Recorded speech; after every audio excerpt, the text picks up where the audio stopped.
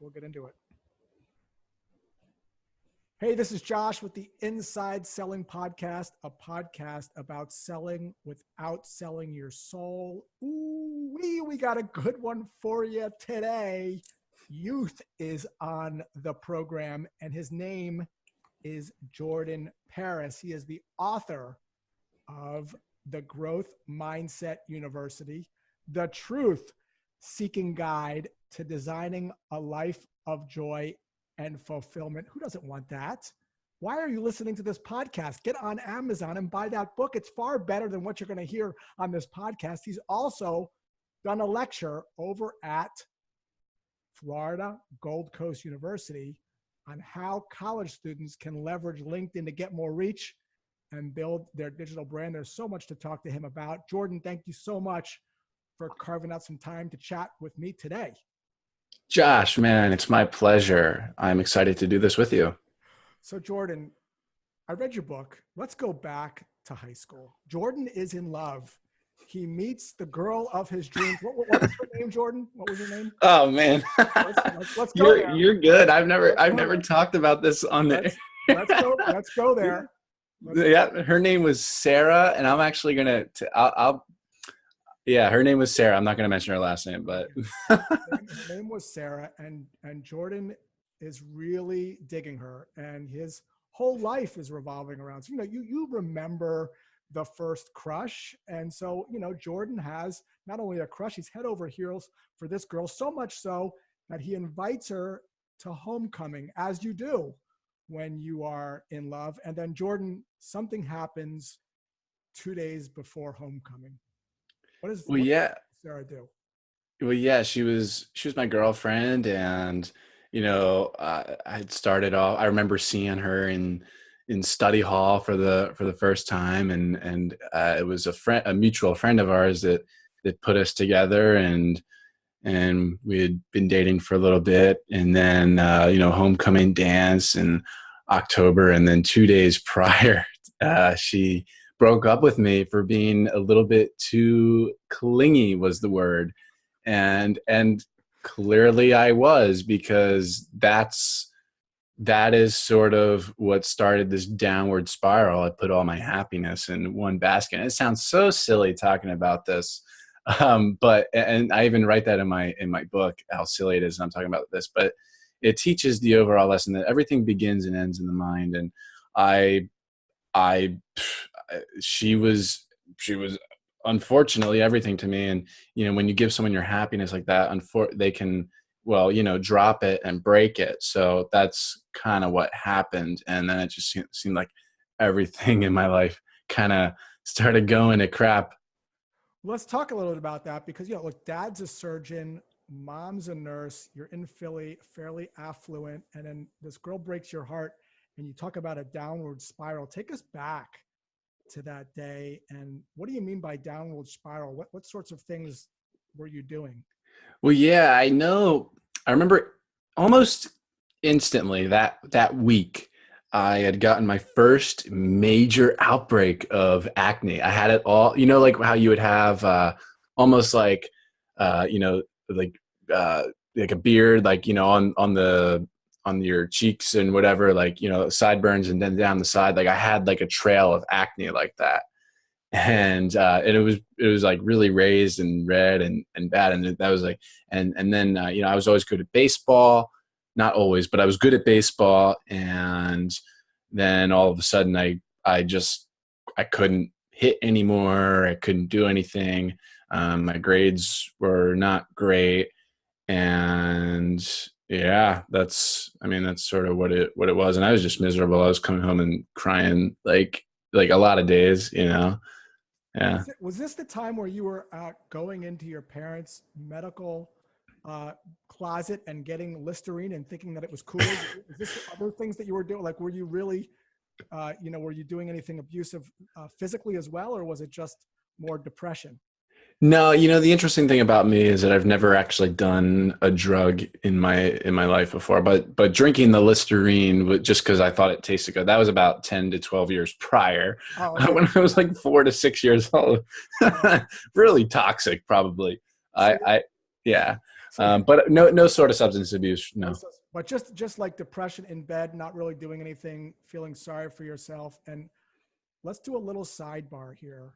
Everyone's probably had the equivalent of a bad breakup or bad news, a bad grade or a bad situation that's happened. And it's very easy to get into this funk and start to feel sorry for yourself and hide under the covers and start to blame people. But then there was this kind of what I call a rocky moment for you, Jordan. It sounds like your mom talked to you and she said, and I quote, "Jordan, my little Jordan," I'm making that part up. I'm just trying to pretend I'm your mom. Like a little sponge, so I know he can do it. He just has to apply himself. And for some reason, when you heard that, and there's a lot to this positive psychology. We talk about beating people up and tearing things down, and there's a lot of research out there about the power of positive psychology, telling people all the things they're doing right, so they want to do more of those. Was that a pivotal moment when your mom said that to you? Did something kind of just snap in your mind and you started to turn things around? Well, of course, of course. I started to pick up the pieces. I was like, I started adopting that as my identity, if you will, the sponge. And to this day, I still do. And I started, my grades improved. I started actually reading. And before we get to the reading, I started volunteering at different places. I just started doing things, getting more involved and putting in a little more work, applying myself. In terms of getting more involved with sports, I just decided to do track my junior year, run track, and great experience. And then senior year, football was always something I wanted to try, and I've never done it in my life. And so I played tackle football my senior year of high school for the school, and it was really cool. I mean, there were a lot of challenges there as well. Personally and physically it was very, very tough, but then I started reading, and Awaken the Giant Within was by Tony Robbins, was one of the first books I read, and I just read that like my life kind of depended on it. It's a big book. I mean, I got it right here. And I got through that, and I didn't really look back. I kept reading, kept learning, kept growing, made that commitment to continual growth and development. And then I read this book up here, The Mastery of Love. That was the next one. And then How to Win Friends and Influence People right here. That was the next one. And I just kept going and going. Any skill I wanted to learn, I would. And for example, this year, my big focus was on communication, on speaking, on behavioral science, the science of people, and body language. And so I tackled that this year. It's been my big focus for the past 12 months, a whole year. And so I read this book here called Captivate: The Science of Succeeding with People. Really everything in the world you need to know on the science of people by a brilliant woman named Vanessa Van Edwards. Everyone should check her out. I was asked a question on another podcast a couple hours ago that, who would you want to learn from most? Who do you want to learn from most right now?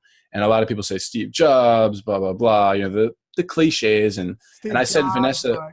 Joe Rogan, Josh Braun. I mean, everyone's I'm sorry, go ahead. Yeah.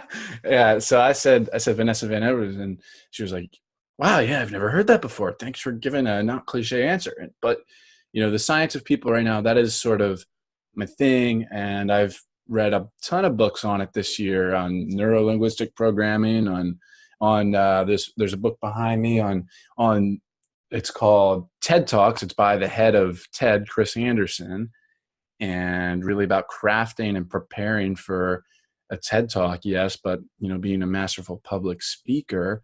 And of course, a TED Talk is something that's on my radar, and I just need to apply myself in that direction in terms of literally applying. There's a book right here that I just finished. It's called Sapiens: A Brief History of Humankind. And so I just got at the roots of who we are, just a deeper understanding of human nature. And so that's been, in a roundabout way, very helpful for me in terms of learning communication and communicating better with people, and a number of other books as well. And yeah, so so what is it for this year that I want to learn? That's a good question. It's something I have to, over the next couple of weeks as we head into this new year 2019, that I have to kind of determine. It's going to be some sort of skill, some sort of valuable skill that I want to get better at, because I know I can get better at that skill Yep. if I so choose to do so. So let's unpack this a little bit, because you rattled off a lot of stuff, right? And so a lot of people ask me, how do I start? What do I do? And how do I eventually improve myself? And here's the sort of secret to it, right? And if I understand what your journey is, you don't really start with 50 books. You make a commitment to show up every day and do something little. So for instance, with the book thing, one of the things that I do is I don't want to read a whole book, because that seems really overwhelming to me, but I can commit to reading 5 or 10 pages a day. And when you can build those tiny habits, you end up building habits. And if you can read 10 pages a day or 5 pages a day, eventually over the course of a year, you'll have digested a couple of books. It's the same thing if you want to run a marathon or do an Ironman. You don't train for an Ironman. You start training for an Ironman by literally walking to your stop sign, and then taking another walk a little bit past your stop sign. So Jordan, it seems like you've built some habits. Talk to us a little bit about how those habits are built, because oftentimes people will give up pretty quickly. They won't show up. So they'll maybe read 15 pages of a book and they'll go that for a month, but then it kind of fizzles out. But it seems like you've kind of kept on building your skills and learning. What sort of tips do you have for people to get those habits ingrained?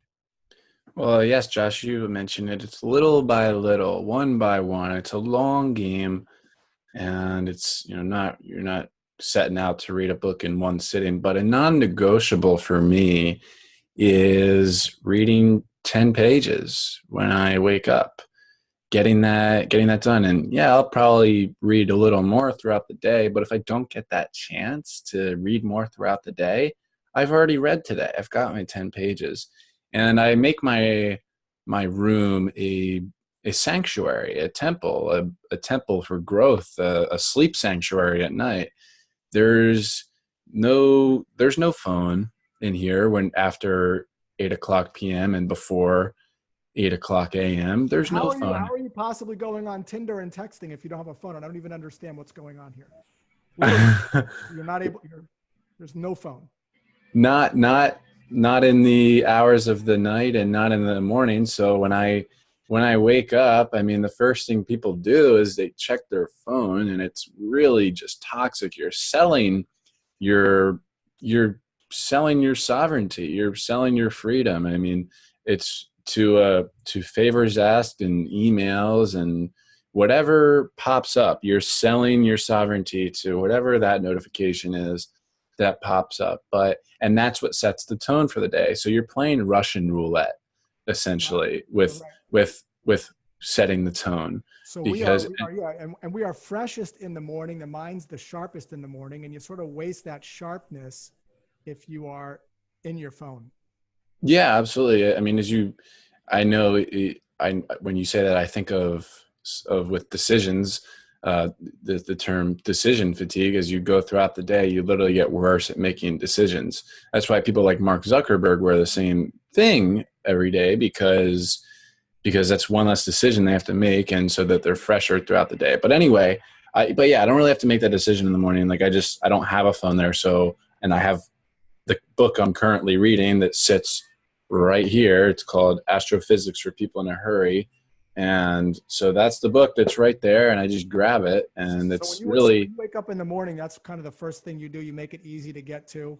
Same kind of trick if you want to run, right? You take your shoes out the day before, you put the socks there, you make it easy for yourself. Is that kind of the tactic? You have the book, and that's one of the first things you do in the morning is you'll read your 10 or 15 pages. Absolutely. And you know what else, Josh, in terms of setting in these habits, the reason I'm wearing gym clothes right now, the reason I'm wearing these gym clothes is because I made a decision 30 minutes ago. I was like, you know what's good for me right now? If I got off this podcast with Josh and I head right to the gym before I have a nice, healthy meal afterwards. And so I'm already wearing the clothes. They're not going back. They're not coming off and they're not going back in my closet. I'm already committed to going to the gym just because I'm wearing these gym clothes. That's perfect in action right now, Building like up a as we tiny habit. speak. Yeah, if you Yeah. guys are interested in this stuff, there's a gentleman out of Stanford. His name is BJ Fogg, and he does a tremendous amount of work on how you can start to build these tiny habits. So, guys, so reading information alone is not going to get you to level up, right? You can't watch a video on how to play guitar. You can't watch a video on how to sell. You can't watch a video on how to drive a car. It's not going to teach you how to actually drive. So we have this next step of the equation, which is doing stuff.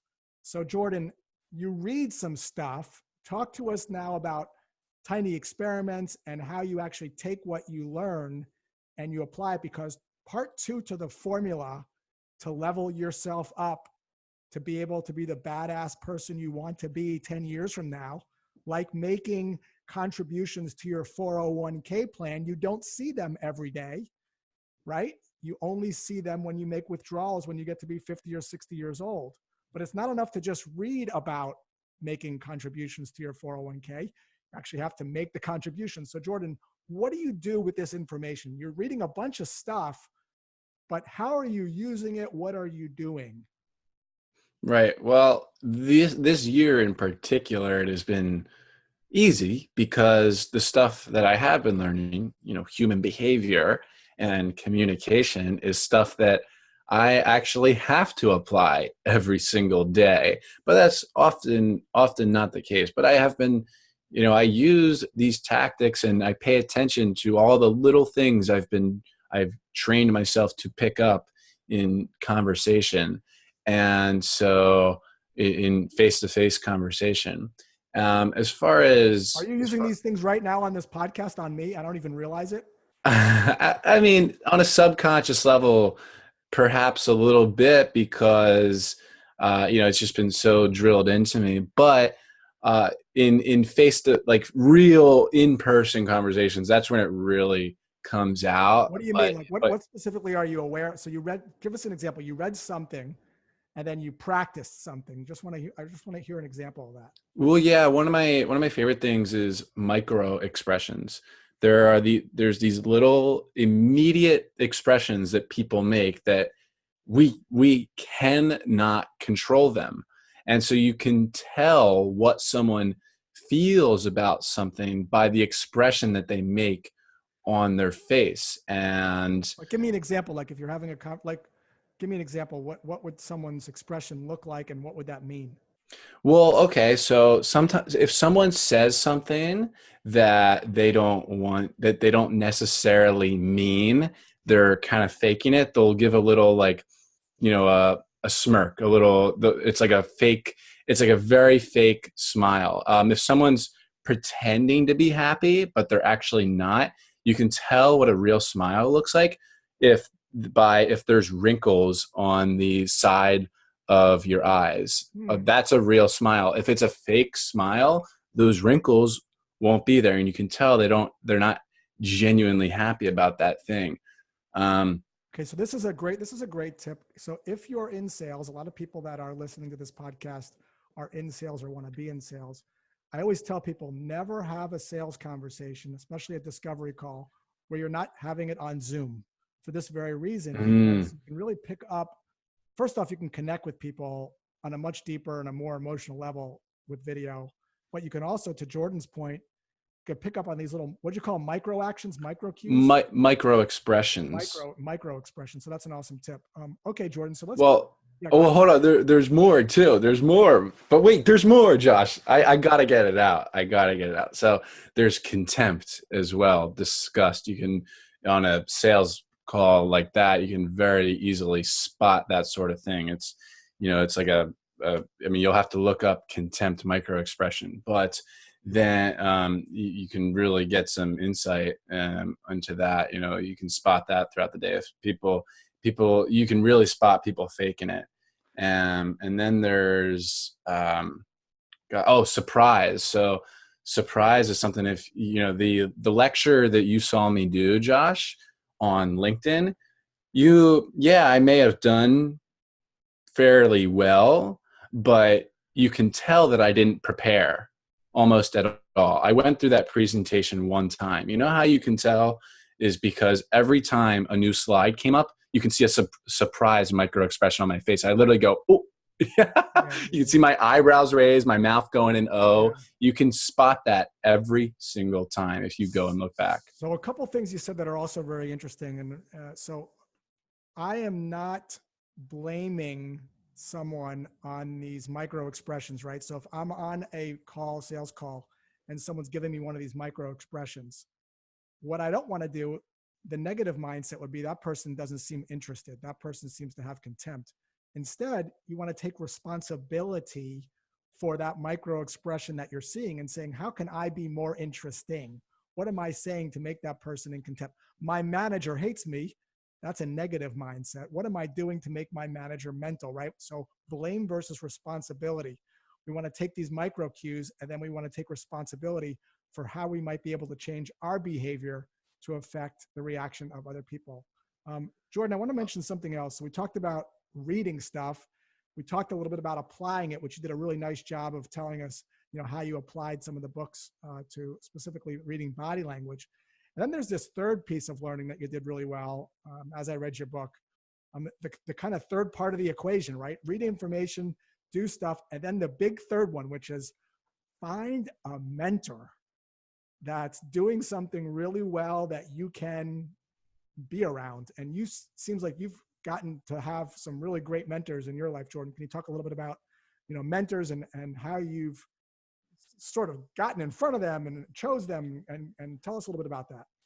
Well, yeah, when there's something that you want to do and there's something that you want to achieve, one of the parts of the process is finding someone who has what you want, who's done what you want to do. And for, a simple one for me was when I was 18 years old and I wanted to become a personal trainer, I saw, one of the best personal trainers in the country. His name is Steve Jordan. He's a celebrity trainer out in Los Angeles. Has trained people like Jordan Belfort and Tobey Maguire and a lot of elite athletes, like Cy Young Award winner Barry Zito in baseball. And then, so I reached out to him for that. And very much like this, granted, I didn't, it was like an interview, but granted, I didn't have a podcast at the time, obviously, but I asked him all these questions. And the last question was, can I come work for you for free? And he said, yes. Now, I wouldn't necessarily do it like that if I did do it over. Can I work for you for free? Because that's kind of a turnoff to a lot of higher level people. It's like, it's like, what do you like? What can you do for me? And that's the question. What can you do for me? Like you should be naming a specific thing that you can help them level up in. I got lucky, and so I still go out to LA every summer, and now it's gotten to it was just me interning under him, but now it's gotten to the point where like he goes away to Italy for a month, and I am left to run the studio alone. So kind of risen up the ranks a little bit, but. Anything in life, you should always find someone to model after. As far as finding mentors too, LinkedIn is a great tool to really reach out to high profile individuals. Yeah. So guys, if you want to go into a profession, let's say you want to go into sales, you can find some VPs of sales or account executives on LinkedIn fairly easy. And if you reached out to 5 or 6 of those people, I think you'll be surprised about how many people are open to talking to you and having conversations with you. And guess what? You can turn those conversations into Zoom video calls like this and start to post them up on LinkedIn or turn them into transcripts and actually create some content for yourself as well while you're learning. So again, reading information and doing and finding a mentor. I think those are the 3 things that you could take away from Jordan in terms of how he's become a lifelong learner and leveling up his skills. Jordan, you've said it all. Sarah, you're missing out. Look what this guy has become. Have Oh we have we no. have we moved on? Do we have someone else in the works? Are we looking? What's going on with you?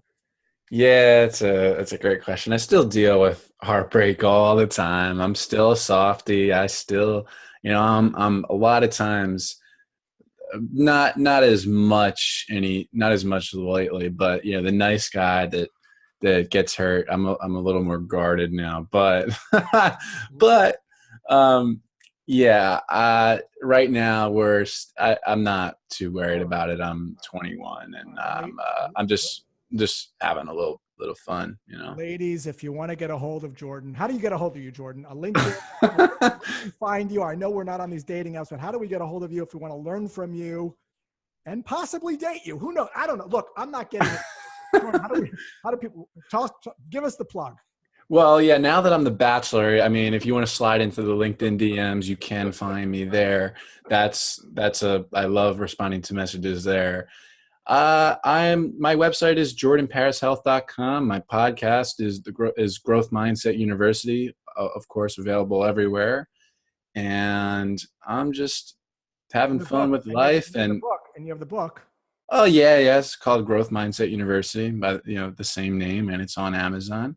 Great book. Yeah, thank you very much, Josh. Thank you. Jordan, you've said it all. It was a pleasure having you on the show, man. Thank you so much for chatting with me today.